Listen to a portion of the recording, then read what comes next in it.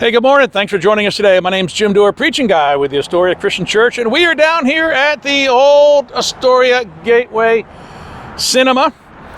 Right over here is the Peabody old pilot boat that greets you when you drive into Astoria, and way up there is the Astoria column. And we thought it was appropriate to come to a movie theater today because this is the last in my series of messages called A Storybook Christmas, and we've been looking at Christmas movies and the biblical messages that are contained within our favorite movies. And today we're looking at Home Alone. Home Alone, one of our favorite Christmas movies, the 1990 movie starring Macaulay Culkin. He's 8-year-old Kevin McAllister, and his family is getting ready to go on a Christmas trip to Paris. Chaos the night before. Normally I'd be showing this clip, but because of copyright, I just have to describe to you a little bit how the movie gets going there. And so Kevin ends up having to sleep in the attic because he can't get along with anybody else, and he has quite the confrontation with his mother on the steps as he's being banished to the attic, and he lets her know that he is sick and tired of his family. He says, "I wish they would all just disappear." The mom says, "You don't mean that." "Yes, I do." "Well, then say it again, and maybe it'll come true." And he says it again, and he goes up and he lies down on his bed, and the last thing he says on his bed is, "I wish they would all just disappear." Well, that night, a tree falls on the power line. The electricity is cut off. Nobody's aware of it, but it means that their alarm clocks don't work. Everyone oversleeps, and the van shows up to take everyone to the airport. And in the chaos that ensues, Kevin McAllister is left home alone. He has to fend off a couple bumbling bandits who are trying to burglar his home, and he also has to fend off the South Bend shovel slayer, the old creepy next door neighbor named Marley. It's a great movie. So Kevin wakes up and the house is empty. Everybody's gone. They're on their way to the airport, and pretty soon they're going to be flying over the ocean. And his initial response, once he discovers that he is literally all alone, is absolute glee. Look what I can do. Look what I can get away with now. He's free from parental restraints. He's free from sibling irritation. He is free to exercise unbridled licentiousness. He can get away with whatever he wants. There's no consequences. So he just goes at it hog wild. Jumps on his parents' bed with popcorn, goes through Buzz's room, finds his firecrackers, finds his Playboy magazines, shoots the BB gun in the house. He watches the movies his parents would never let him watch, the scary movies, eats ice cream right out of the tub, rides the toboggan right down the stairs, and he shouts, "I'm free! I'm free!" Which really is the essence of sin. Sin says nobody can tell me what to do or hold me accountable. And so this is Kevin McAllister here. Can you identify with this? Have you ever felt like you're an intruder in your own family? Kevin clearly had issues with everybody in his family, and so when they disappeared for a while, he was extremely happy. That was my life growing up. I was the youngest in my family, and so I was called Little Jimmy. And when I got together with all my 6 cousins in upstate New York, they lived on a farm.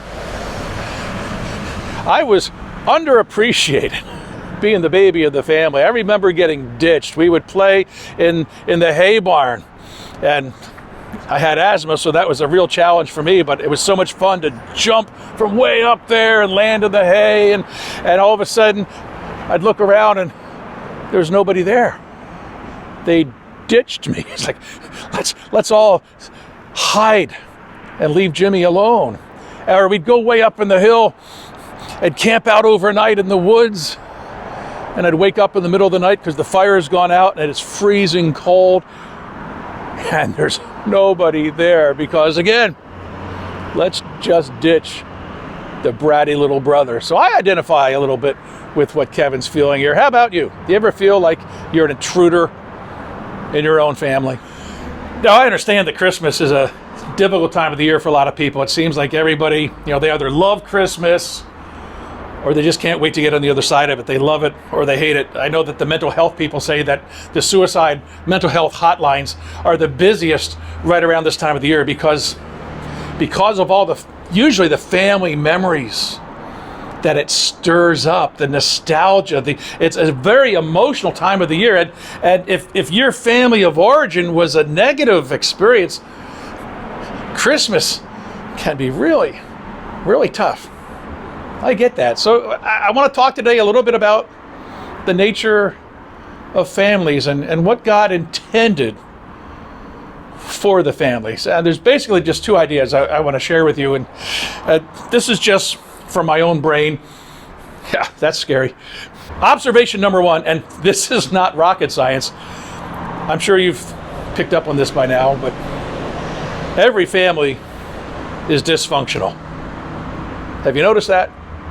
Every family has got some dysfunction going on. One writer says that families are like fudge, sweet and full of nuts. How's your family? Who's the nut in your family? A friend of mine this week up in Prince Edward Island just made a post today that instead of having their family regular Secret Santa drawing where you pick someone's name and then you've got to buy them a gift, she's going to have a Survivor Island type of drawing where they're going to vote someone, they're going to pull a name, and then the family's going to vote on kicking them out of the family. I thought that was so cute. And I know she comes from a very tight family, so it's tongue-in-cheek, but boy, wouldn't you like that sometime? Just vote someone out of the family. I'm not even sure I would win that vote. The truth is, God has never had a perfectly functional family to work through. As you read through the whole range of scriptures, every family unit that he's got to work with, they're a mess to one degree or another. Starting with their very first family, Adam and Eve, way back in the Garden of Eden, they've got one house rule. Stay away from that tree. Don't eat the fruit of that tree. They eat the fruit of that tree, and they pay horrific consequences, and we're still paying those consequences today. You move on to their kids, Cain and Abel. You've got bitterness, you've got jealousy, you've got murder. Not off to a very good start, Lord, on this whole human experiment. You move into Jacob, who would later become Israel. This is going to be one of the main patriarchs of the Jewish race, the Jewish religion. He's going to have 12 kids. They're going to become the tribes of Israel, and yet he is a classic schemer. He is a classic manipulator. He's a cheat, and he's estranged from his own brother for a very, very long time. Not exactly the role model that you want to point to and say, be like him. You've heard me say so many times, the only thing God's ever wanted, Old Testament and New Testament, was a people that reflected his character. He doesn't really get that out of the guy whose name was Israel, but that's still what he wanted. You move on to that, you've got Samuel, one of the greatest judges / prophets in the Old Testament. He anoints David as king, and yet 1 Samuel chapter 8, his own sons are guilty of greed and bribery. He couldn't even get his own family to hold true to what God wanted for them. Then there's David himself. We've just mentioned David, one of the greatest kings of Israel, but he was guilty of adultery, he was guilty of murder, he was guilty of polygamy, and he had terrible relationships with all of his children. You cannot look at any of these Old Testament families and go, yeah, they got it right, they got it right. Just a lot of dysfunction. You move into the New Testament, even some of Jesus' own apostles, you get James and John, they were nicknamed the Sons of Thunder because they had anger issues. They were racist. They only thought that the Jewish race was the one that God was concerned about, wanted to call down fire from heaven on a village in Samaria because they wouldn't let Jesus come in. These guys had issues, and they had a mom. Talk about, I think of Marie on the show. Everyone loves Raymond. Marie, manipulative, controlling. Their mom, she's power hungry. She's trying to weasel a place for her sons in Jesus' coming administration. And then there's Jesus' own family. One time they had to pull him out of a house. They had to go in there and do an intervention because they said he's out of his mind. His own family, brothers and sisters, and I'm guessing Mary might have been involved in that. Like, he's gone too far. Let's just go bring him home and let him rest for a while. He's out of his mind. So my first observation is families are dysfunctional.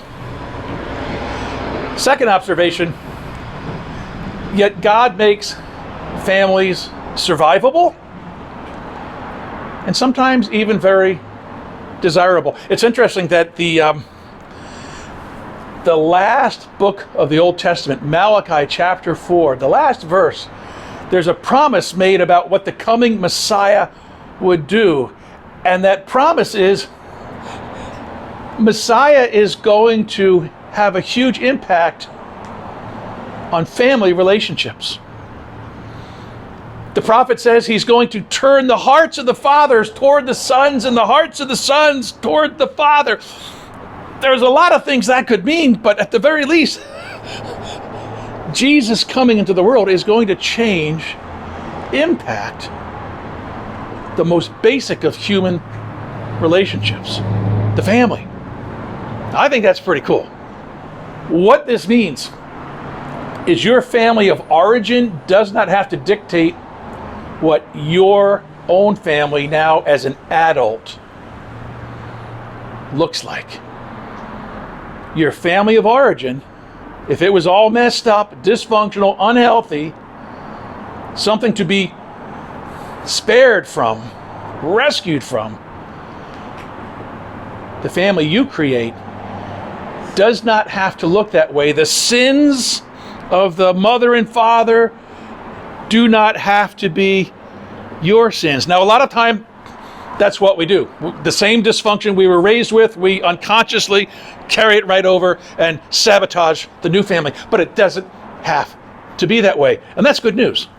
The hope of Christmas, beyond salvation, Christmas, obviously, bringing Jesus into the world, our sins are forgiven, our guilt is gone, we have a hope of eternal life and all sorts of great stuff. But beyond that, the hope of Christmas is that God can change the basic relationships of your life. Your family can have new purpose, new fulfillment. You can be healed from family. You can be redeemed from family of origin issues. And that's what happens to Kevin. The movie takes a really cool turn. So Kevin has this change of heart where his family's concerned. He gets tired of his freedom, which is kind of a picture of what sin does. We think sin is going to bring us all this fulfillment and satisfaction and enjoyment. And after a while, it gets boring and we realize there's got to be more to life. Well, Kevin gets bored with this licentiousness that he has been experiencing. Starts kissing his family picture at night. Kissing his family's picture. Makes promises to Buzz, who's not there, his crabby older brother. Buzz, I promise I won't be a pain in the butt anymore.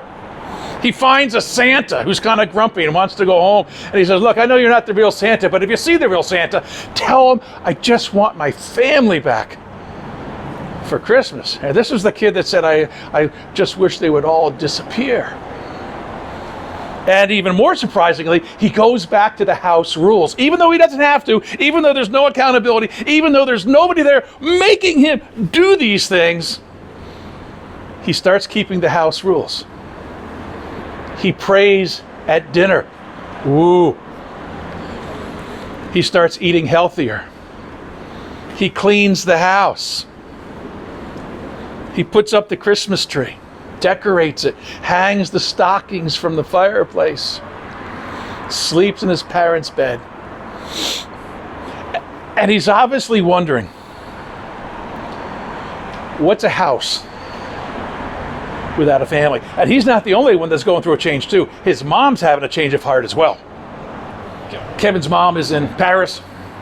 They realize Kevin's not with him, and she is desperate to get back to Chicago and find out what's going on with her 8-year-old son. So desperate, in fact, that she pays $500 cash, a pocket translator, 2 first-class tickets, her earrings, her ring, and her watch to this couple, just so she can get a flight back to the United States. And at that, the furthest she can get is Scranton, and then she's got to ride in a budget rental truck with John Candy and his polka band. But before I get to that scene, we got to talk about one of the most important scenes in the movie. And it's cool. One of the things as you observe movies is you want to see what do they do with anything religious, anything with God or the Bible or church. Home Alone does some really cool stuff with it. If you notice, earlier in the movie, Kevin is hiding from the bandits. Where does he hide? Where does he take refuge? In the creche, in the manger in the front lawn of the church building. He hides in there with the animals and with baby Jesus. Very, very interesting. He takes refuge with the family of Jesus. Fast forward further on in the movie, Kevin is very sad. He misses his family now. He's walking through the neighborhood and he sees all these happy families through the windows, and they're in there celebrating Christmas and they're celebrating being together. And he hears a choir singing "Oh Holy Night" coming from that same church building. He goes inside and he ends up talking with his neighbor, the South Bend shovel slayer, Marley. And he discovers he's not such a bad guy after all. And he discovers that Marley is estranged from his family. As a matter of fact, the reason he's there watching the choir practice is he's not allowed to see his granddaughter. And so he's not going to be allowed to come to the Christmas Eve service because he's on the outs with his son. So he's coming here a couple days before Christmas, watching the practice. And he admits that he's afraid because Kevin says, well, why don't you just talk to him? Why don't you make it right? Why don't you reconcile? And Marley says, I'm afraid to. What if he says no? And then he says, you're never too old to be afraid, because Kevin's like, what do you mean? You can't be afraid. You're an old person. You're an adult. You're never too old to be afraid. And that is true. I know a lot of people that are very afraid of what's involved in making it right with someone that you have offended or had an argument with or had a beef with, or for whatever reason your relationship has gone off the rails. It's scary to take the first step towards another person. Nobody wants to be rejected, and nobody wants to be rejected several times. And maybe you've tried to make it right with someone and it's like, no, they keep rejecting you. And so you decide, okay, well, I'm just gonna throw it in. I'm just going to cash. I'm not even going to try anymore. I'm just going to give up on this relationship, and I'm just going to cut my losses and live with the emptiness of not having them in my life anymore. And there's a lot of people live in a minimalistic, defensive posture towards some of the relationships that they have in their life, and it's not a very fun place to be. What I want you to understand is that love means opening yourself up to the possibility of being hurt, because when you love somebody, that means you are vulnerable with them. And when you're vulnerable with someone, you know this. When you're vulnerable with someone, they can take advantage of that and they can wound you deeply. The Christmas story, have you ever considered this? God takes a cosmic risk. He's going to enter the world in the person of a little baby who's going to grow up to be Jesus, and he's going to be the sacrifice for our sins. But God enters the world. He's trying to reconnect with the children that he loves so much. But what if they say no? What if they reject his first step towards them? Well, the alternative to taking that risk is shutting your heart down. Stop loving. Is that a price you're willing to pay? Aren't you glad that's not what God did to you or to me? So I want to set up the final clip. Mom comes home, like I said, she's in the budget truck. She's got John Candy and the polka band with her. Kevin's first question, when he sees his mom at the front doorway there, Kevin who wishes they would all disappear, Kevin who says they're all a bunch of jerks. His very first question to his mom is, where's everyone else? Where's everyone else? I think that's a good question for you too. Where's everyone else? And by that I mean, who's missing in your life right now? Who are you holding out on emotionally? Sealed your heart right up. He ain't getting a piece of me anymore. Or maybe who's holding out on you because you offended them so bad they're done with you? Who's missing?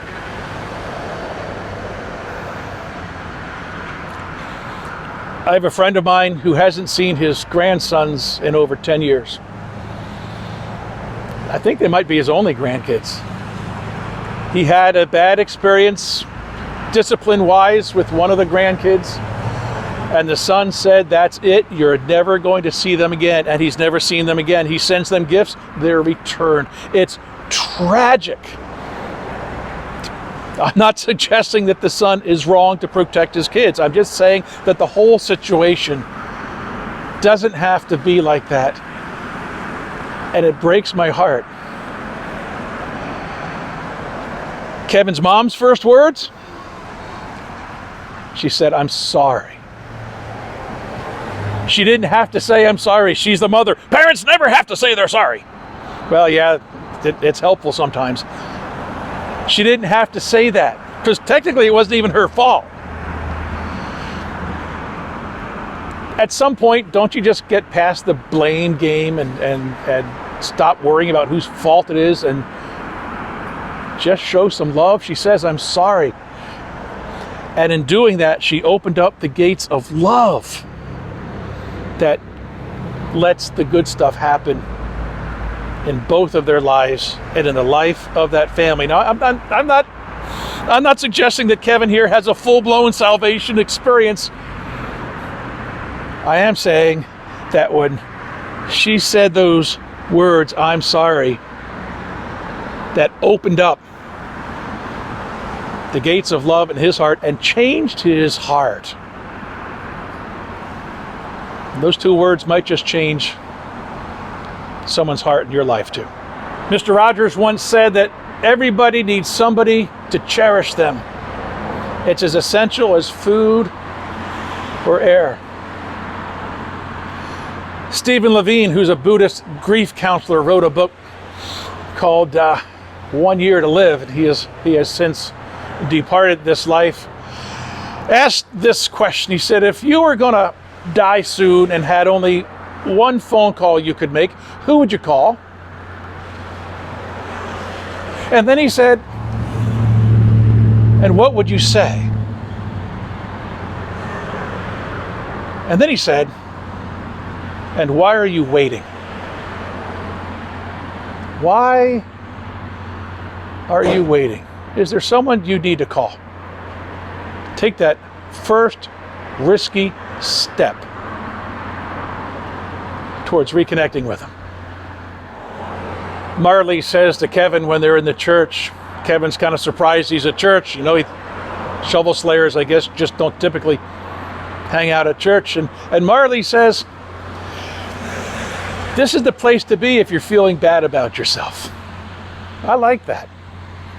God has intended that the church is the place to be if you're feeling bad about yourself. Now, for a lot of churches, people leave church and they don't feel better. They feel worse. But God's intent if you feel bad about yourself, church is the place to be. As a matter of fact, in the New Testament,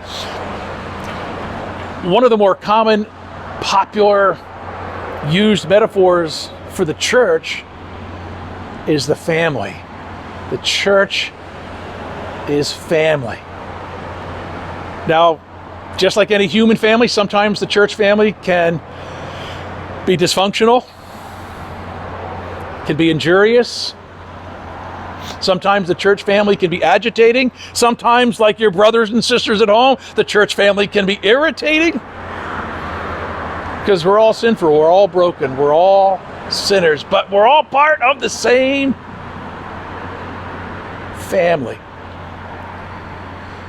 But more than any of those things, the church is survivable, and I believe quite often desirable, just like any human family. And when your own flesh and blood family isn't there for you, I believe that the church family is not just survivable, not just desirable, indispensable. Indispensable. God, in your wisdom, you have arranged it so that every single one of us enters this world via a family. Some of those families are incredibly healthy and do a wonderful job of instilling worth and value and a sense of belonging and contentment and purpose, and we thank you for them. And some of those families are fairly deficient. They're characterized by pain and hurt and insult and injury and abuse and neglect and selfishness. And we grieve for them because that's so far from what you had in mind. Oh God, we thank you that in sending Jesus Christ, not only our spirits, but our families can be healed, or at least our experiences within those families can be healed. Oh God, may those of us who know your grace, allow that grace to flow through us, especially toward our families. May the hearts of the fathers truly be turned toward their children, and the hearts of the children be turned toward their fathers, to your glory and to our happiness. Thank you so much, Father, that the church is a good place to be if we're feeling bad about ourselves, and help our church, our local family of believers in Jesus Christ, to be the family that you had in mind when you established the church, the family of God, 2,000 years ago. Again, thanks for joining us today. My name's Jim Dewar, preaching guy with the Astoria Christian Church. We meet at 10:30 on Sunday mornings at 1151 Harrison Avenue, right up the hill that way. And if you're not in the area, just hope that you connect with a local family of believers in Jesus Christ, and let some good stuff start to flow your way, because that's just God's will for families. We're down here at the Astoria Gateway Cinema. Merry Christmas, everybody. Have a great week. I won't be here next week, so there won't be a video coming up, but we'll see you sometime in early January. God bless.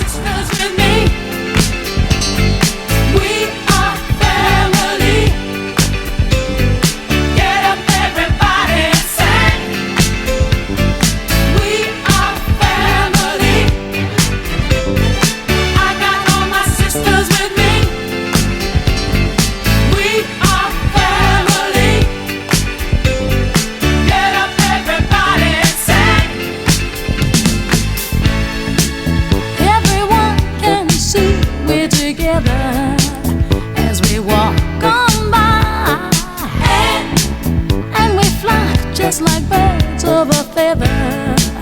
I won't tell no lie. All of the people around us, they say, can they be that close? Just let me state for the record, we're giving love in a family dose. We are family. Hey, I got all my sisters with me. We are family. Get up, everybody, and sing. Sing it to me. We are family.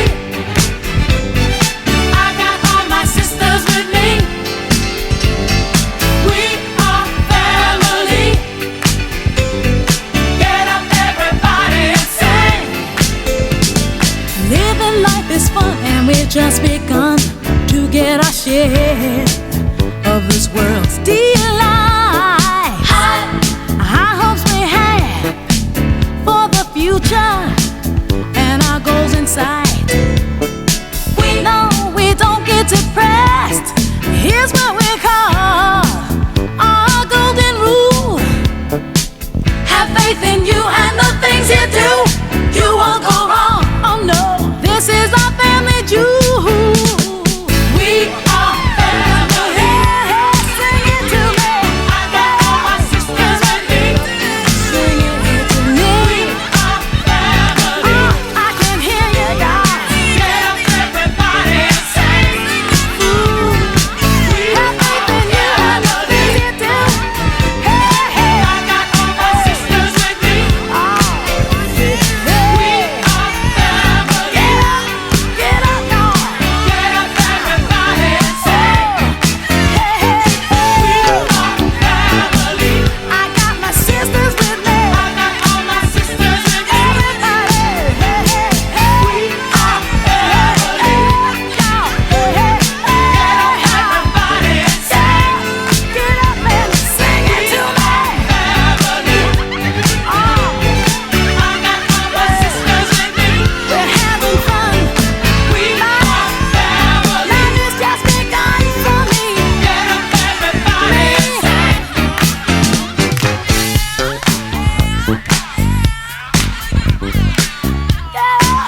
Get up and sing it to me. I can hear you, y'all. Ooh, have faith in you and the things you do. Hey, hey, hey. Oh, hey, hey. Get up, y'all. Ha. Oh, hey, hey, hey. I got my sisters with me. Everybody, hey, hey, hey. Hey, hey, hey. Y'all, hey, hey, hey. Get up and sing it to me. Oh, yeah. We're having fun. Life has just begun for me. Me and my family. Hey, hey, hey.